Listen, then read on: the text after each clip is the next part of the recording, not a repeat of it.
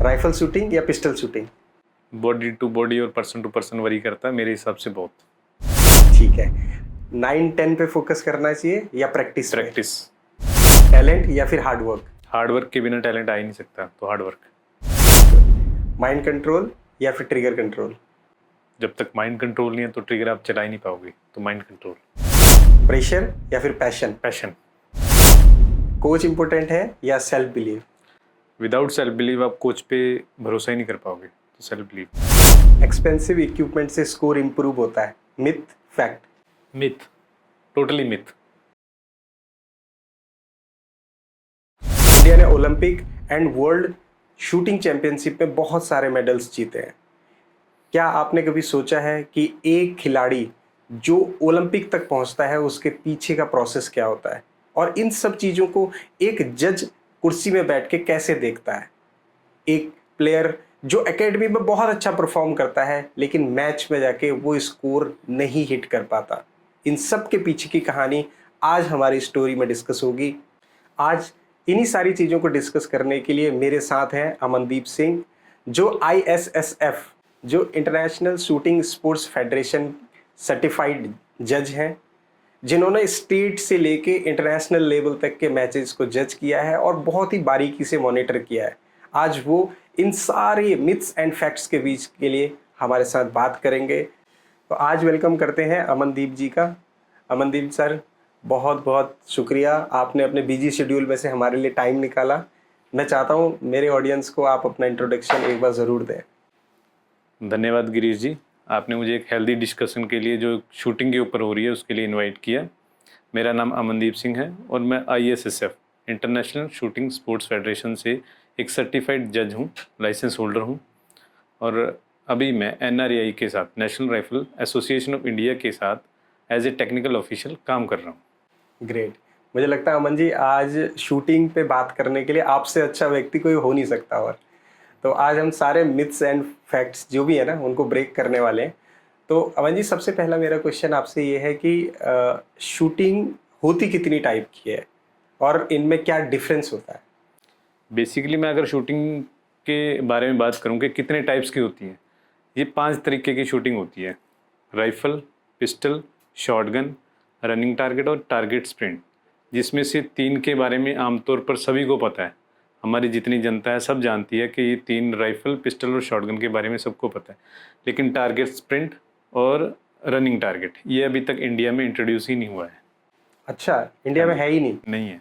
बाकी कंट्रीज में खेला जाता है? बाकी बहुत सारी कंट्रीज़ हैं जहाँ खेला जाता है, और रनिंग टारगेट तो ओलंपिक इवेंट भी है। ये बेसिकली राइफल से खेला जाता है। ये 10 मीटर पे और 50 मीटर पे होता है। ओके। बाकी मैं बात करूँ पिस्टल की, तो पिस्टल में हमारे पास 5 कैटेगरी आती हैं, जिसमें से तीन तीन कैटेगरी हमारी ओलंपिक कैटेगरी हैं। Air pistol man women, 25 meter sports pistol women और 25 मीटर रैपिड फायर मैन। पहले इसमें 50 मीटर पिस्टल भी हमारा ओलंपिक इवेंट था, लेकिन कुछ कारणों की वजह से ISSF ने उसको रद्द कर दिया था। वो ओलंपिक इवेंट नहीं है। अभी हमारे पास ओलंपिक के सिर्फ यही 3 इवेंट हैं। और राइफल में, ऐसी राइफल में 10 meter air rifle man women, 50 meter 3P man and women. इसमें भी पहले 50 मीटर प्रोन मैन और वीमेन दोनों ही हमारे ओलंपिक इवेंट थे, लेकिन अब ये ओलंपिक इवेंट नहीं है। Okay okay. And shotgun? Shotgun में सर पहले डबल ट्रैप होता था ओलंपिक इवेंट, अब है ट्रैप और ट्रैप मिक्स। ऐसे ही स्कीट और स्कीट मिक्स। वो एक मतलब 4 साल बाद ओलंपिक आता है। एक ओलंपिक में ट्रैप मिक्स इवेंट होता है और दूसरे में स्कीट मिक्स होता है। Okay okay okay, good good good. Aman sir, अगर कोई 12 से 14 साल का बच्चा है और उसको शूटिंग स्पोर्ट्स में जाना हो तो क्या स्टेप्स उसके लिए हो सकते हैं? सबसे पहला जो स्टेप है वो एक शूटिंग एकेडमी, आपके उस एरिया में नियर बाय पहले कोई शूटिंग एकेडमी आपको देखनी है, जहाँ पे बच्चे को शूटिंग के बारे में इंट्रोड्यूस, मतलब बेसिक नॉलेज मिल सके कि what is the shooting, shooting है क्या, वो किस तरीके का गेम है। क्योंकि बेसिकली लोगों को अभी तक यही नहीं पता कि शूटिंग है क्या है। आप कोई बच्चा अगर इंट्रोड्यूस करता है आम पब्लिक में जाके कि मैं शूटिंग करता हूँ, तो कैमरा शूटिंग समझ लेते हैं लोग। हमें उसको एक एकेडमी में भेजना चाहिए जहाँ से उसको पता लगे और वो बता सके कि शूटिंग है क्या। लोगों को पता ही नहीं है कि शूटिंग एक स्पोर्ट्स भी है। लोगों का नज़रिया शूटिंग के प्रति वैसा नहीं है। पहला स्टेप हो गया कि उसको एकेडमी जाना चाहिए यस, और एकेडमी में बेसिक समझनी चाहिए। समझनी चाहिए। तो सर दूसरा स्टेप क्या हो सकता है? सेकंड स्टेप में सर उनको अपने लोकल मैचेस, जो भी शूटिंग के मैचेस होते हैं, प्राइवेट एकेडमीज करवाती हैं या डिस्ट्रिक्ट लेवल पे चैम्पियनशिप होती है, उसमें पार्टिसिपेट करना चाहिए ताकि उस बच्चे को उस गेम के बारे में समझ आ सके, वो ब्रीफ करना सीख सके किसी के सामने कि ये शूटिंग है क्या चीज़। जैसे मैंने आपको पहले बताया कि शूटिंग के बारे में लोगों को समझ ही नहीं है। हमारी बहुत छोटी सी कम्युनिटी है। अगर शूटिंग स्पोर्ट्स को लेके देखा जाए तो कम्युनिटी इतनी स्ट्रांग नहीं है अभी तक। फिर भी हमारे पास NRAI में, national rifle association of India के रिकॉर्ड के अनुसार 85,000 प्लस शूटर रजिस्टर्ड है। अच्छा। हाँ जी। और अभी जो हमारा 68 नेशनल निकला है उसमें हमारे रिकॉर्ड 18,000 पार्टिसिपेंट्स थे। मतलब दिन पर दिन हमारे पार्टिसिपेंट बढ़ते जा रहे हैं। तो इसलिए पहला बच्चे का जो स्टेप है उसको नियर बाय शूटिंग एकेडमी देखनी है। वहाँ पे जाके एनरोल होना है। एनरोलमेंट के बाद का काम है बाकी चीज़ें, उसके बारे में हम आगे डिस्कस करेंगे आपसे। Very good, very good. Aman sir एक चीज़ और था, जैसे आप जज हैं, आपने काफ़ी मैचेस को बड़ी नज़दीक से मॉनिटर किया है, तो ऐसा कौन सा फैक्टर है, जैसे एकेडमी में बच्चे बहुत अच्छा परफॉर्म कर लेते हैं लेकिन जब वो मैच में जाते हैं तो वहाँ पे वो परफॉर्म दे नहीं पाते हैं उतनी जो एक्चुअल में जो देनी चाहिए परफॉर्मेंस, वो क्या मतलब कहाँ गलती कर जाते हैं वो? सबसे पहली गलती है डिसिप्लिन। अच्छा। क्योंकि अगर आप किसी चीज़ को करना चाहते हो, शूटिंग करने के लिए आपको प्रैक्टिस करनी है। हम जब शूटिंग करते थे या हमारे जो कोचेस थे वो बताते थे कि अगर आपको शूटिंग करनी है तो आपको एक हफ्ते में सिर्फ एक एक्टिव रेस्ट लेना है, क्योंकि ये कंटिन्यूटी की गेम है। आप अगर एक हफ्ता प्रैक्टिस कर रहे हो और 2 दिन छुट्टी हो गई तो आपका जो थॉट प्रोसेस है वो एक हफ्ते पीछे चला जाएगा। आपको फिर से ज़ीरो से स्टार्ट करना पड़ेगा उस चीज़ को। तो सबसे पहला स्टेप है डिसिप्लिन। वो बच्चों को डिसिप्लिन रखना चाहिए, जो जैसा डिसिप्लिन वो एकेडमी में बनाते हैं वैसा ही एटमॉस्फेयर लेके हमें आगे जाना है और अपने थॉट प्रोसेस पे काम करना है। यूजुअली होता क्या है कि बच्चे वहाँ पे अच्छा परफॉर्म करते हैं एकेडमी में और मैचेस में जाके वैसा परफॉर्मेंस नहीं आ पाता है। उसके पीछे का रीज़न है थॉट प्रोसेस, क्योंकि वहाँ जाके वो स्कोर के बारे में सोचना शुरू कर देते हैं। जो बेसिक फंडामेंटल्स हैं हमारे उनको भूल जाते हैं। हर चीज़ के आप कोई भी लॉ पढ़ोगे तो उसके कुछ बेसिक फंडामेंटल्स होते हैं। तो हमारी शूटिंग के भी कुछ बेसिक फंडामेंटल्स हैं जिन्हें आपको फॉलो करना ही पड़ेगा। मैं आपको एक छोटा सा ब्रीफ देता हूँ उसका बेसिक फंडामेंटल होते क्या हैं। सबसे पहले पोजीशन और स्टांस आता है इसमें। अच्छा। उसके बाद आता है ग्रिपिंग। ओके। फिर आता है साइट सीइंग। ओके। या एमिंग। साइट सीइंग होता है पिस्टल में और एमिंग होती है राइफल के लिए। अच्छा। क्योंकि जो पिस्टल है ओपन साइट और जो राइफल है उसमें पीप साइट लगी होती है। ठीक है सर। उसके बाद आता है ब्रीदिंग, फिर ट्रिगरिंग और 6th प्लेस पे हम रखते हैं फॉलो थ्रू को। ये मेरे नज़रिए से है, बाकी ये body to body, person to person vary करता है कि उसको वो कैसे लाइनअप करे, जो मैंने बेसिक फंडामेंटल आपसे शेयर किए हैं। तो इन बेसिक फंडामेंटल्स को वो भूल जाते हैं मैच में जाते ही। वो मैच की चकाचौंध में खो जाते हैं और अपने आप से फोकस हटा के किसी दूसरे शूटर पे या दूसरे एथलीट के स्कोर पे फोकस कर लेते हैं, जिस वजह से उनका स्कोर डाउन हो जाता है। ये फैक्ट है और यही रीज़न है।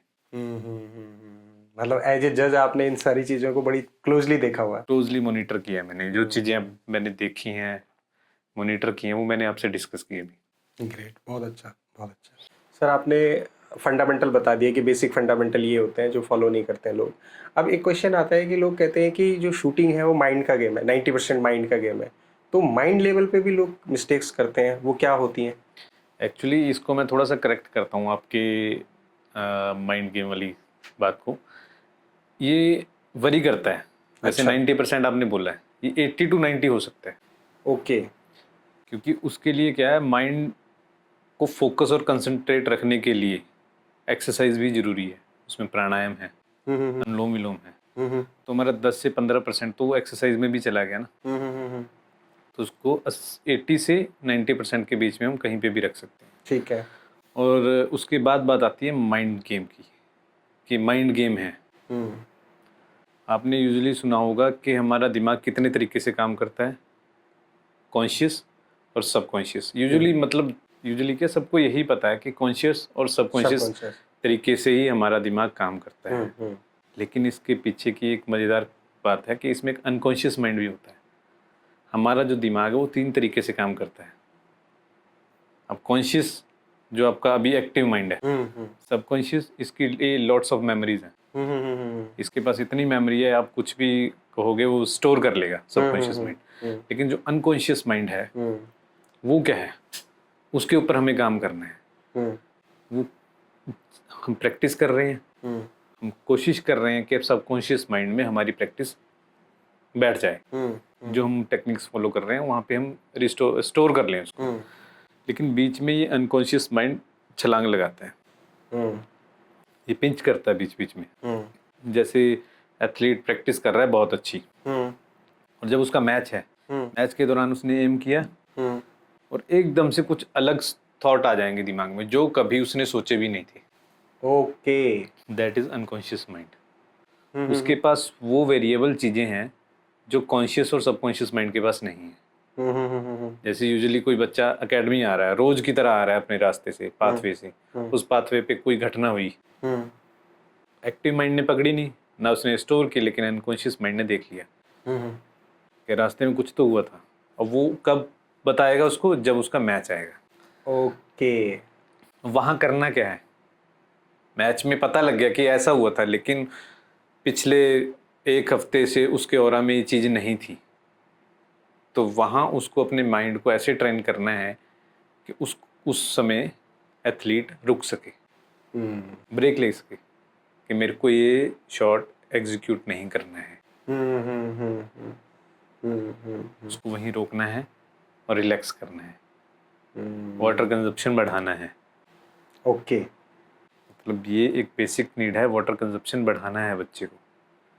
क्योंकि जब हम खड़े रहते हैं एक जगह, प्रैक्टिस करते हैं 3-3, 4-4 घंटे, तो वो शुगर लेवल डाउन हो जाता है, जिसके बारे में बहुत कम लोग बात करते हैं। अब शुगर लेवल को लेवल कैसे किया जाए, अब कैसे किया जाए, अब करेंगे तो वो स्ट्राइक करेगा। तो सबसे जो अच्छी चीज़ है वो पानी है, उसको वाटर कंजप्शन बढ़ाना है, हर थोड़ी थोड़ी देर बाद सिप सिप लेना है, ठीक है। ताकि वो माइंड रिफ्रेश हो सके। बहुत बड़ी बात कही है आपने। मुझे ऐसा लगता है शायद ये अभी तक डिस्कस भी नहीं हुआ है, ये फर्स्ट टाइम हम लोग डिस्कस कर रहे हैं शायद, क्योंकि मैं आपको बता दूं ईमानदारी के साथ कि मेरा फर्स्ट टाइम पॉडकास्ट है। इससे पहले मैंने छोटे छोटे सेशन लिए हैं, स्कूलों में लिए हैं, कॉलेजेस में लिए हैं, बट पॉडकास्ट ये पहली बार है। होप सो, मुझे लगता है कि शायद किसी ने ना डिस्कस किया हो। नहीं, आप जो बात बता रहे हैं सर, वो आपका खुद का एक्सपीरियंस भी है, क्योंकि मेरा खुद आपने का एक्सपीरियंस है। यस, खुद का एक्सपीरियंस है। फिर दूसरा ऐसा है कि आपने स्टेट से लेके नेशनल लेवल तक, इंटरनेशनल लेवल तक सारे प्लेयर्स को काफ़ी करीबी से मॉनिटर किया हुआ है। तो मुझे लगता है ये सब चीज़ें भी एक आपको मतलब किसी चीज़ को बताने के लिए काफ़ी होती है, आपका एक्सपीरियंस खुद का। इंटरनेशनल तो देखिए मैंने अभी तक 3 ही इवेंट किए हैं इंटरनेशनल, तो ज़्यादा इंटरनेशनल का एक्सपीरियंस नहीं है। लेकिन जितना भी है वो मेरे हिसाब से तो काफ़ी है। बहुत है सर, बहुत है, अपने आप में बहुत होता है। और मैं कहीं पे अभी पीछे पढ़ रहा था न्यूज़ में कि हमारे इंडिया में जितने अभी तक स्पोर्ट्स हैं, उन स्पोर्ट्स में जैसे आपने बताया कि अभी हमारी शूटिंग की उतनी अवेयरनेस नहीं है, लेकिन अवेयरनेस ना होने के बावजूद भी हमारे पास शूटर्स की जो काउंट है वो मेरे ख्याल से काफ़ी बड़ा काउंट है, जो अभी तक मेरे ख्याल से काफ़ी कंट्रीज में नहीं है उस लेवल पे। और जैसे पीछे कुछ मैचेस हुए थे, शायद इंडिया ओपन हुआ था या क्या हुआ था, तो वहाँ पे जैसे आपने बताया कि इतने नंबर्स में हमारे पास शूटर्स थे, तो वो भी एक अपने आप में बहुत बड़ा ऐतिहासिक कदम था कि बहुत बड़े लेवल पे लोग वहाँ पे आए थे, काफ़ी बड़ा नंबर था।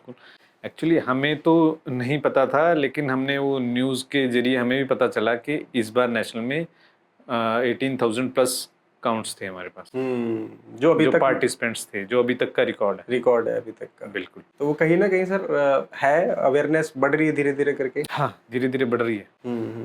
लेकिन जैसे छोटे टाउन्स हैं, छोटे गांव हैं, वहाँ पे पकड़ अभी इतनी मजबूत नहीं है। अगर आप पहले देखो, शूटिंग की हिस्ट्री के बारे में बात करें, तो शूटिंग को जानता कौन था? मिडिल फैमिली के बस की शूटिंग नहीं होती थी। इसे राजे रजवाड़ों का ही गेम बताया जाता था। तो तरक्की तो की है, अवेयरनेस तो बढ़ी है, क्योंकि आज हर मिडिल फैमिली के पास भी अफोर्डेबल, मतलब वो अफोर्ड कर सकते हैं शूटिंग को।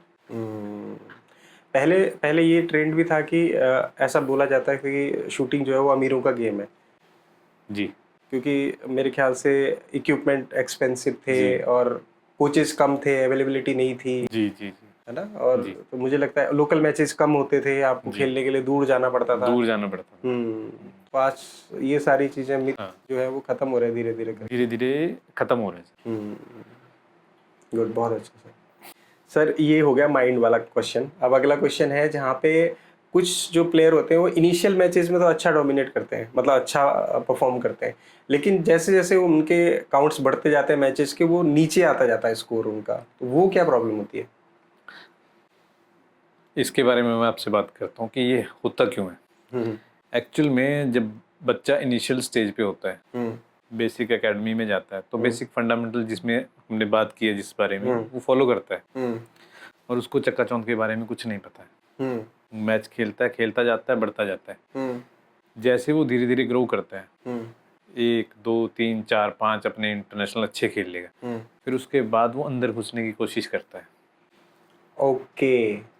क्योंकि जो दिमाग है हमारा, वो खातूनी है, वो अनकॉन्शियस माइंड उसको बार बार पिच करता है कि ये तो तूने पा लिया, इसके बाद क्या करेगा, इसके बाद और आगे क्या है। तो वो कोई परफॉर्मेंस प्रेशर ऐसा कुछ नहीं होता। वो सिर्फ एक माइंड गेम होती है जो उसका दिमाग खुद से खेल रहा है। एक्चुअल में क्या है कि करना क्या है, I beat my self only. अगर मैं शूटर हूँ तो मुझे अपने आप को बीट करना है। वहां जाके हम दूसरे को बीट करने की कोशिश में लग जाते हैं। ये कारण है परफॉर्मेंस डाउन आने का। ओके। अकॉर्डिंग टू मी, जितना मैंने देखा है, जितना मैंने मॉनिटर किया है। और हमें अपने आप पे काम करने से कतराना पड़ता है कि नहीं यार, वो ज़्यादा अच्छा कर रहा है। हम अपने बेसिक फंडामेंटल को भूल के उसको फॉलो करना शुरू कर देते हैं। और कई जगह क्या है कि बच्चे अपने इनिशियल जहाँ से बेसिक सीखा है उस चीज़ को बिल्कुल ही कट ऑफ हो जाते हैं, उन नए को अडॉप्ट करते हैं। अब जब आप एक टेक्निक से दूसरी टेक्निक पे शिफ्ट करोगे तो ऑब्वियस ही बात है कि आपको उसके लिए थोड़ा सा वक्त लगेगा, क्योंकि पहले जो आपकी टेक्निक सबकॉन्शियस माइंड में है उसको जाने में टाइम लगेगा, नई टेक्निक को बैठने में टाइम लगेगा। तो ये कुछ रीजंस हैं जिसकी वजह से उनकी परफॉर्मेंस डाउन आ जाती है। बाकी इसमें प्रेशर है या आप कह लो कि बड़े मैच का प्रेशर है या इंटरनल माइंड प्रेशर, ऐसा कुछ नहीं है। Okay okay okay. मतलब क्योंकि आप उनका बिहेवियर देखोगे तो बिहेवियर उनका वैसे ही रहेगा जैसा एज यूजुअल रहता है। अच्छा। लेकिन स्कोर डाउन आ जाता है। मतलब आपको फंडामेंटल तो छोड़ने ही नहीं है, जो फंडामेंटल नहीं है। छोड़ने आप। हाँ। वो तो आपका एक रामबाण है, ब्रह्मास्त्र है वो आपके लिए। क्योंकि आपको अपने आप को बीट करना है। ये इंडिविजुअल गेम है, ये कोई टीम गेम नहीं है कि आप 10-15 लेके जाओ, उधर से 10-15 आएंगे उनको बीट करो। ऐसा नहीं है। और हमारे कुछ इवेंट्स हैं, जैसे एयर पिस्टल या एयर राइफल है, इसमें बहुत काम स्वभाव के बच्चे चलते हैं जिनको शांत रहना पसंद है। दूसरी तरफ रैपिड फायर है, वहाँ पे थोड़ा सा एग्रेशन वाला बच्चा चाहिए। अच्छा। कि थोड़ा सा वो ट्रिकी है, आपको 4 सेकंड में लिफ्ट भी करना है, 30 डिग्री एंगल से लिफ्ट भी करना है और 5 अलग अलग टारगेट पे शूट भी करना है। ओके। तो कई बार वो चीज़ें क्लैप्स कर जाते हैं एथलीट्स। वो भूल जाते हैं कि मेरा एयर अच्छा है या मेरा .22 इवेंट अच्छा है। तो उस जो उनकी माइंड में वो भागा दौड़ चलती है ना, उस वजह से उनकी परफॉर्मेंस डाउन हो जाती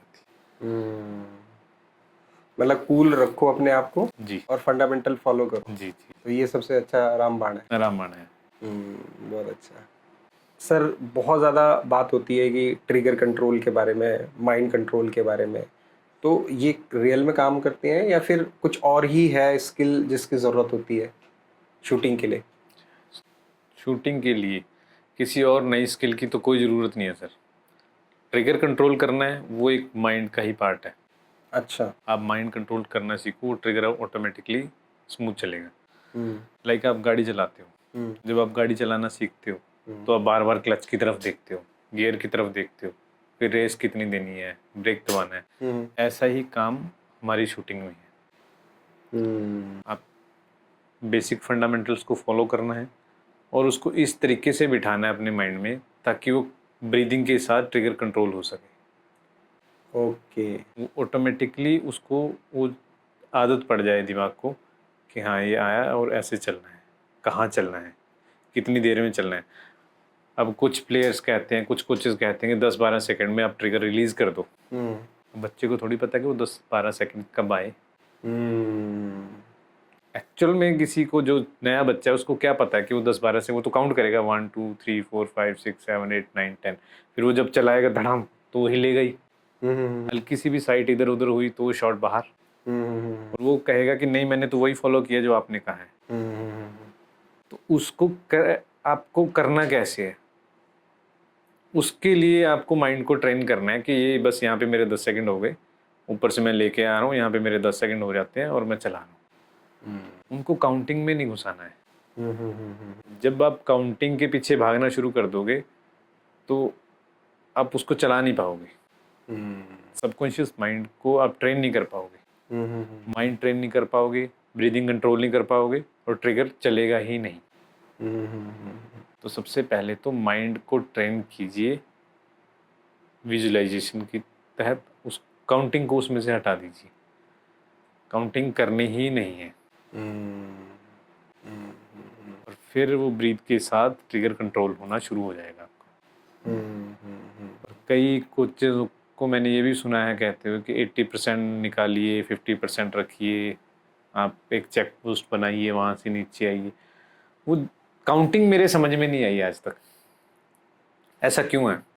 अभी मैं आपको कहूँ कि आप एक लंबा सांस लीजिए, उसको धीरे धीरे छोड़िए, अब 80% निकल गया तो 15%, आपको क्या पता चलेगा कि वो 15% रहा है या ज़्यादा रहा है? इसकी कोई काउंटेबिलिटी नहीं है। नहीं है। तो आपको सिंपल उनको ब्रीदिंग एक्सरसाइज करवानी है, अनुलोम विलोम करवाना है, रनिंग करवानी है, स्विमिंग करवानी है और अच्छी स्लीप देनी है। ये 3 चीज़ें रामबाण है एक्सरसाइज में अगर शूटिंग के लिए देखा जाए तो। रनिंग, स्विमिंग और बेटर स्लीपिंग। 8 से 10 घंटे की नींद लीजिए आराम से, दिमाग को हमेशा खाली रखिए और रनिंग करिए, स्विमिंग करिए ताकि आपके लंग्स का साइज बढ़ सके और आपको जब आप इनहेल करें तो ब्रीद अंदर अच्छा ब्रीद आप इनहेल कर सकें या उसको स्टोर करके रख सकें। अगर ब्रीद अच्छी नहीं होगी तो आप ट्रिगर अच्छे से चला ही नहीं पाओगे। क्योंकि यूजुअली होता क्या है, जब बच्चा छोटे मैचेस से बड़े मैचेस में जाता है तो उसको प्रेशर रहता है जिसे नर्वसनेस कहते हैं। ये कोई मिथ नहीं है कि मैच प्रेशर है या नहीं है, ये होता ही है। ये हर एक इंसान को होता है। आज भी जो ओलंपिक खेल रहा है उसको भी नर्वसनेस होती है, बस उसको वो कंट्रोल कर लेते हैं क्योंकि उन्होंने उसकी प्रैक्टिस किया कि इसको कंट्रोल कैसे करना है। और हमारे यहाँ क्या प्रैक्टिस किया कि उसको 10 मारना है, उसको 9 मारना है, उसमें ये मारना है, ये करना है। आप एक अच्छी ट्रेनिंग का हिस्सा बने, जहाँ पे भी ट्रेनिंग लें आप एक अच्छी ट्रेनिंग का हिस्सा बने और इन चीज़ों पे काम करें, माइंड को ट्रेन करें ताकि आप ब्रीद अच्छे से ले सके और उसको एग्जीक्यूट कर सके अपने ट्रिगरिंग में।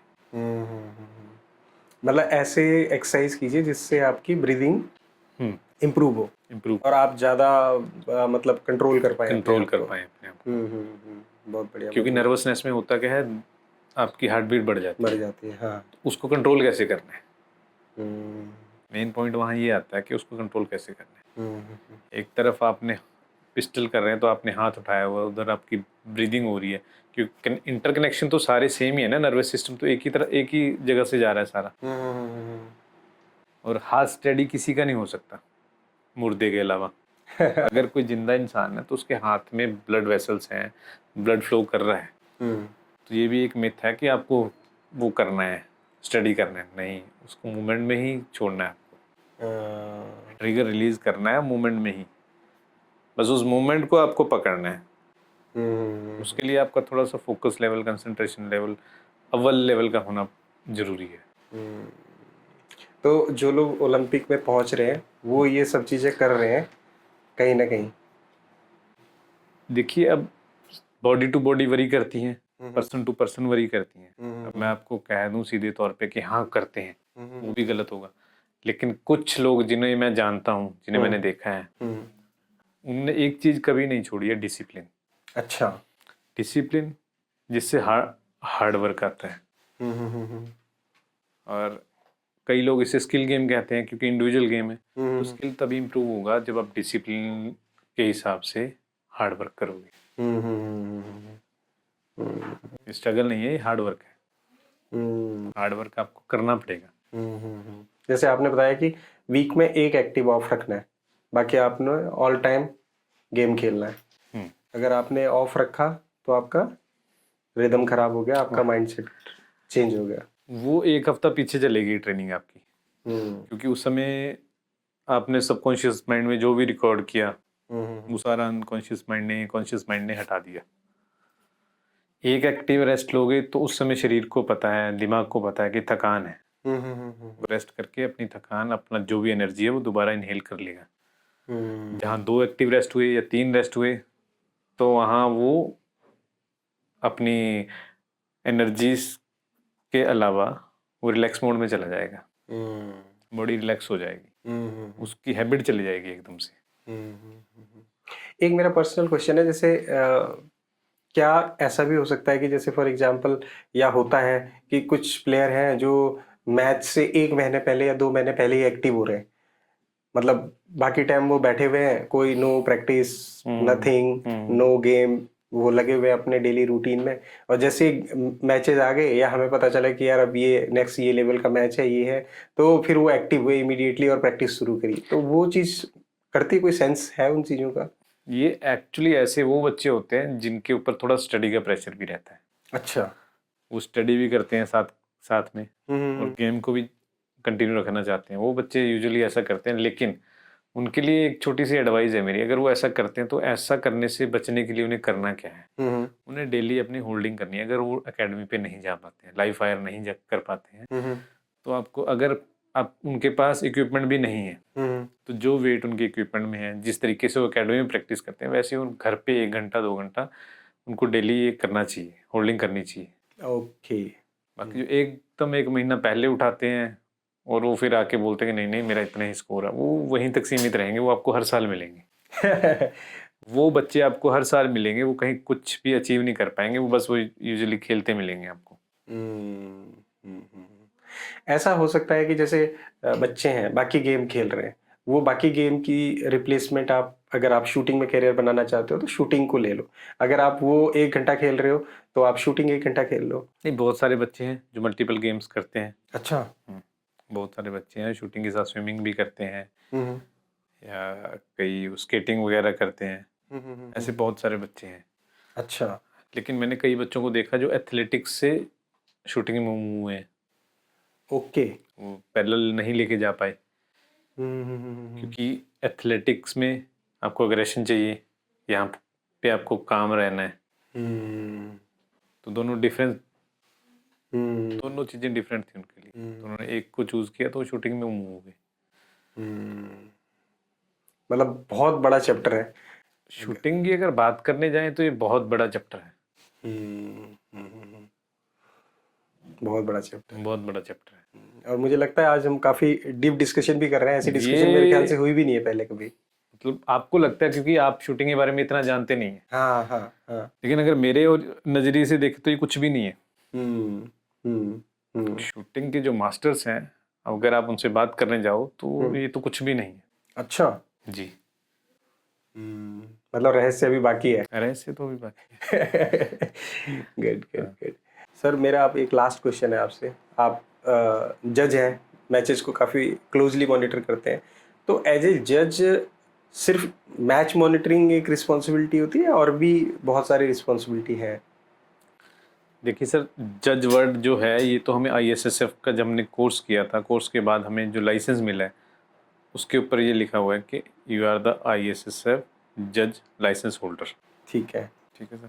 इसके अलावा इसकी जो रिस्पॉन्सिबिलिटीज़ हैं, हाँ ये अकेला मैच को मॉनिटर करना ही नहीं है। हाँ हम, जैसे मैंने आपको बताया कि मैं आज अभी NRE के साथ as a technical official associate हूँ, तो हमें मैच कराने की एक जिम्मेदारी दी जाती है जिसमें हमारी पूरी टीम होती है।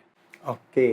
ये कोई एक पर्सन की बात नहीं है, ये 30 से 35 लोगों की टीम होती है जो आपकी एंट्री से लेके रेंज रेडी आपको प्रोवाइड करवाना कि आपकी डिटेल कब है, और मैच को स्मूथ कंडक्ट करवाना जिसमें आपका रिजल्ट भी है, आपकी टाइमिंग है, आपकी स्कोरिंग है, वो सारी चीज़ों की जिम्मेदारी एक टेक्निकल ऑफिशियल की होती है।